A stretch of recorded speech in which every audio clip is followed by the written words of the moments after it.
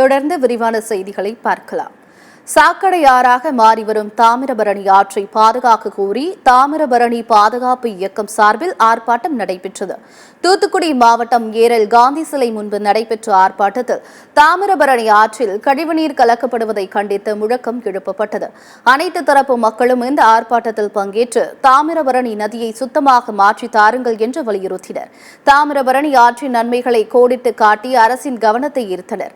ஆற்றில் வாகனங்களை கழுவாதீர்கள், ஆற்றில் குப்பைகளை கொட்டாதீர்கள், கழிவுநீரை ஆற்றில் கொண்டு விடாதீர்கள், தாமிரபரணியை காப்போம், தரணியை காப்போம் என்ற வாசகங்கள் அடங்கிய பதாகைகளை கையில் ஏந்தி முழக்கங்களை எழுப்பினர்.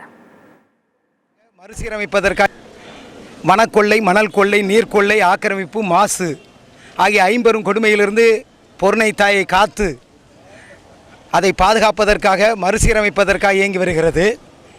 அந்த அடிப்படையிலே நதியை பாதுகாக்க வேண்டிய கடமையில் இருக்கின்ற உள்ளாட்சி அமைப்பு உள்ளிட்ட அதிகார அமைப்புகள், வருவாய்த்துறையினர், பொதுப்பணித்துறையினர் அவற்றை அலட்சியப்படுத்தி அசிங்கப்படுத்தி மாசு கற்பித்து வருகிறார்கள்.